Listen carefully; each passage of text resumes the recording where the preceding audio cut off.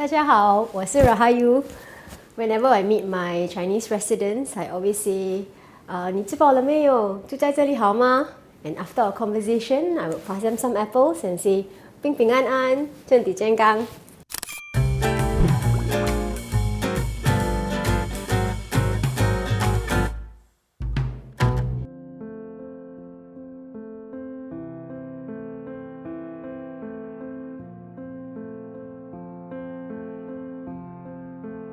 There was a shift in me.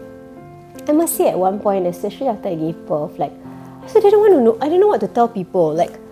How do I explain to people that he has Down syndrome? And at that point in time, to me, it was I was crying all the time. I was watching videos about, and I was so sad. Something clicked at one point, and then it was so what? I think once I realized that it's such a blessing, when I remembered how hard I prayed to have a child, and I got him, and then it just the burden all just went away. I still worry a lot about what will happen to him and all that, but it's not that same kind of heaviness that I remembered feeling a few weeks after giving birth.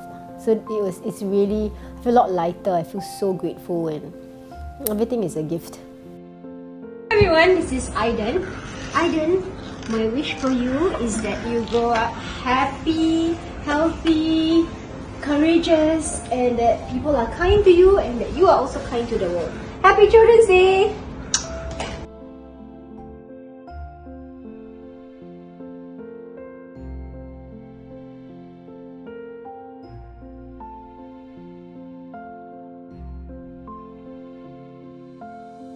So this was 2020 during the elections.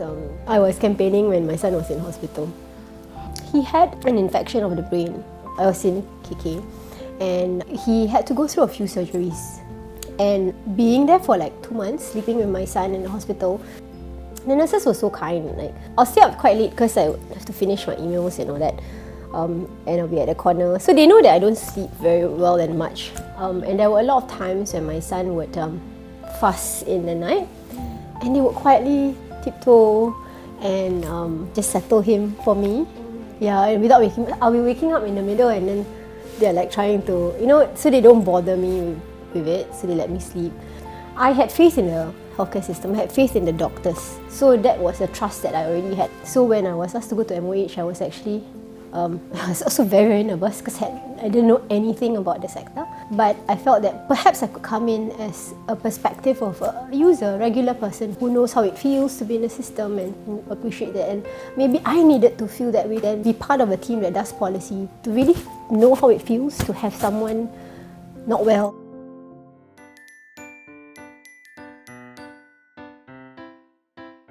I actually have an advanced open water diving certification.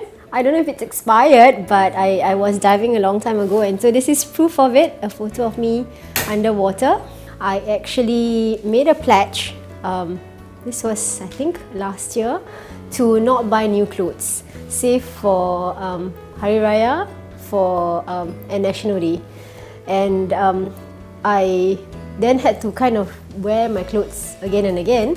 I found different combinations, but there was one point I realized that I kind of overdid it.